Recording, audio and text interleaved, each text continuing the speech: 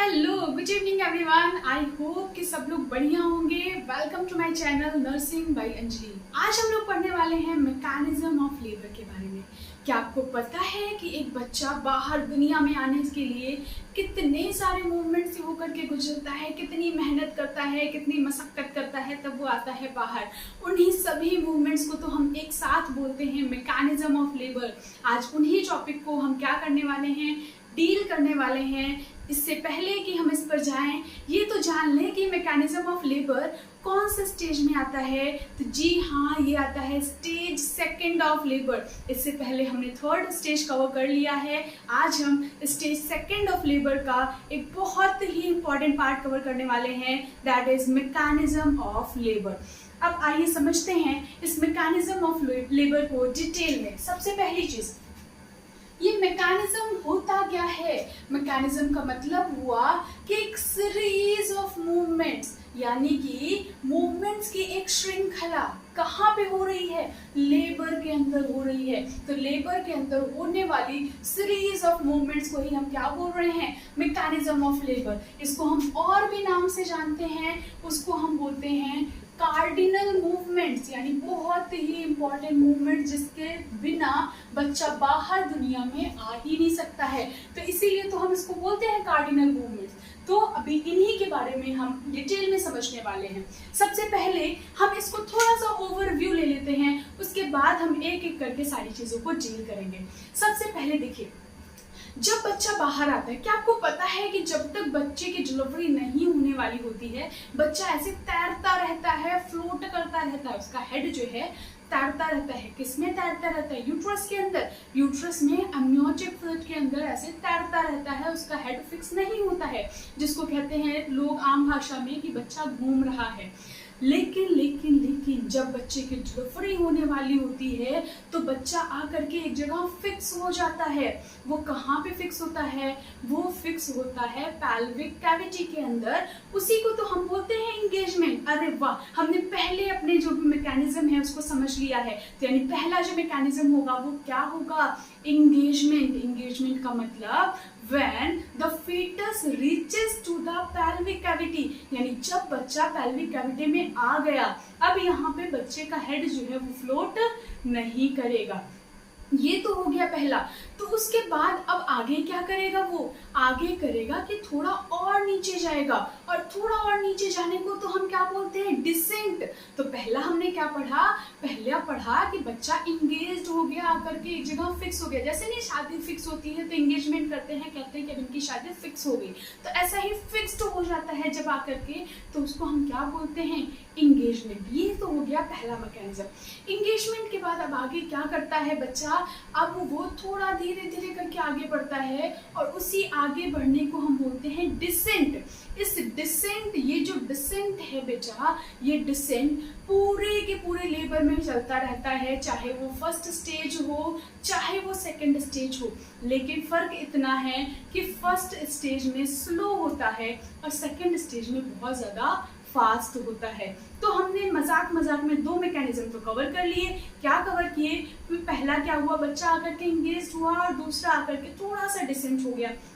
अब जब वो डिसेंट हो जाता है तो उसके सामने बहुत सारी बाधाएं आती हैं। वो बाधाएं यहाँ पे क्या हैं, वो बाधाएं हैं जैसे कि पैल्विक बोन हो गया, जैसे कि आपकी पैल्विक फ्लोर की मसल्स हो गई, पैल्विक इनलेट हो गया, कैविटी हो गया। ये सब इतनी ज्यादा बाधा कर देती हैं कि बच्चे को आगे अब बढ़ने ही नहीं देती हैं, बढ़ने नहीं देती। लेकिन अब बच्चे को तो बाहर आना है भैया, वो बहुत एक्साइटेड है कि मुझे बाहर जाना है, तो उसको रोक नहीं सकता कोई भी। तो बच्चा बहुत होशियारी से क्या करता है, अपने नेक को कर लेता है इस तरह से फ्लेक्स। नेक को क्या कर लेता है, इस तरह से फ्लेक्स, और फ्लेक्स करने के बाद इंटरनली इस तरह से कर लेता है खुद को रोटेट। यानी जहां पे पहले बच्चा ऐसा था, अब वो क्या कर रहा है, पहले तो नेक को इस तरह से फ्लेक्स करा, उसके इस तरह से इंटरनली रोटेट हो गया, और वो आराम से खुशी खुशी निकल गया, भैया अब तो रोक नहीं सकते तुम मुझे। तो तीसरा इसका मैकेनिज्म क्या हुआ, फ्लेक्शन, यानी ये क्या हुआ, फ्लेक्स्ड हुआ।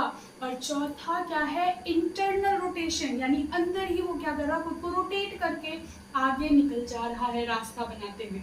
अब वो खुशी से बाहर आ गया, कहाँ पे पहुंच गया, वो सिम्फेसिस प्यूबिस के लेवल पर। जब वो सिम्फेसिस प्यूबिस के लेवल पर पहुंचा तो क्या होगा, अब बच्चे का जो हेड है वो बाहर से दिखने लगेगा। अच्छा, तो इसी को तो हमने पढ़ा था क्राउनिंग बोलते हैं।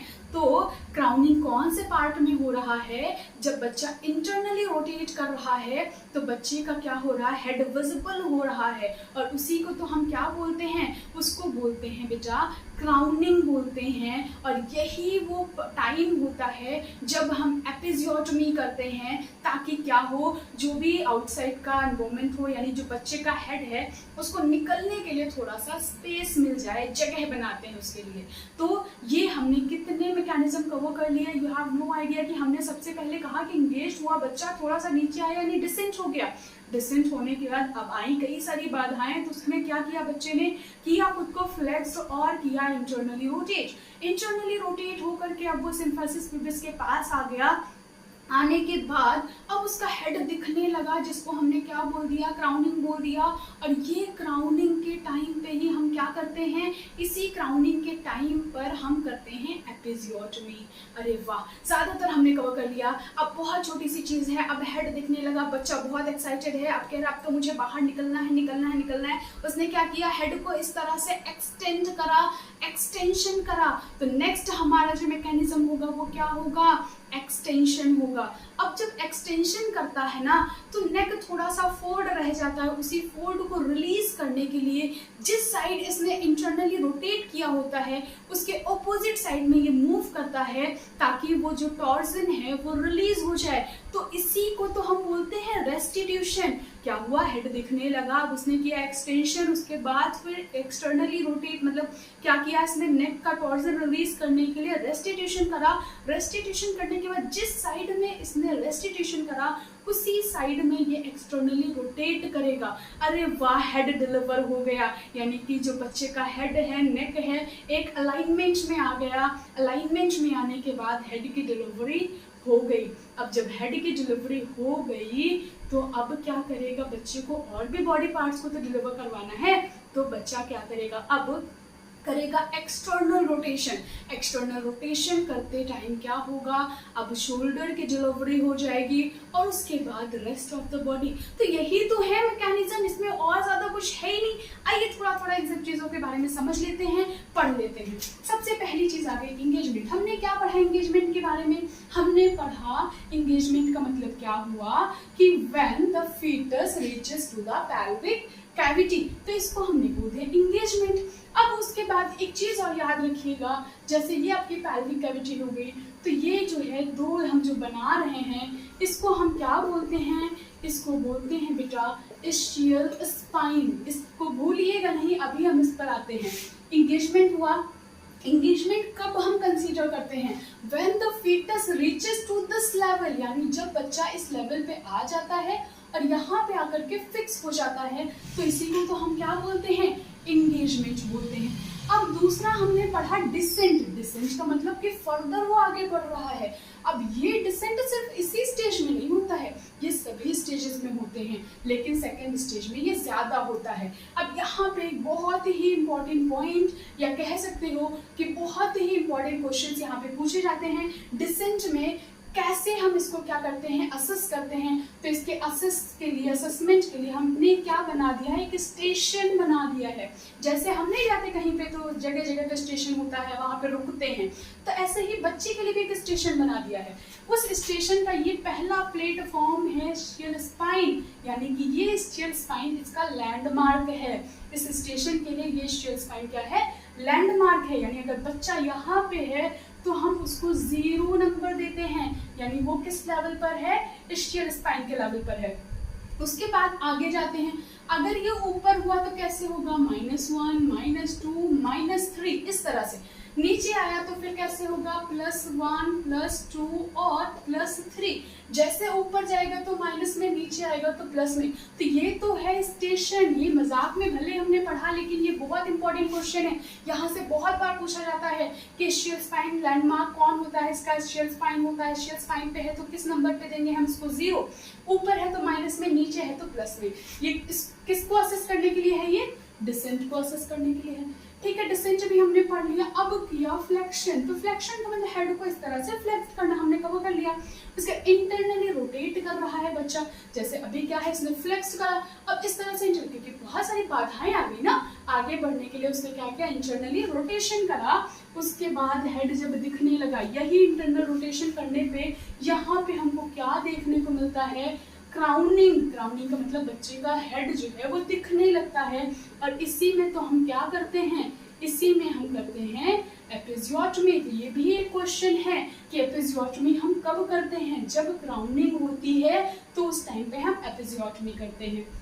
इंटरनल रोटेशन के बाद अब जब हेड दिखने लगा तो बच्चा खुशी से अपने हेड को करता है एक्सटेंशन, और अपने नेक के टॉर्जन को रिलीज करने के लिए क्या करता है, रेस्टिट्यूशन। और रेस्टिट्यूशन को करने के बाद अब भैया हेड तो रिलीज हो गया, हेड तो डिलीवर हो गया, लेकिन बाकी बॉडी पार्ट को डिलीवर करने के लिए बच्चा खुद को एक्सटर्नली रोटेट करता है। ध्यान रखिएगा, एक्सटर्नल रोटेशन करता जरूर है लेकिन opposite to the internal rotation, यानी जिस साइड पे इंटरनल रोटेशन हुआ है उसके ऑपोजिट साइड पे एक्सटर्नल रोटेशन करता है।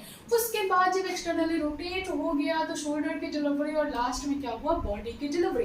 तो this is all about the mechanism of labour. I hope कि आपको ये सारी चीजें क्लियर हुई हो, और इसके आगे जो भी टॉपिक आप लोग को लग रहा है कि I should teach, let me know and comment in the comment box. Thank you so much.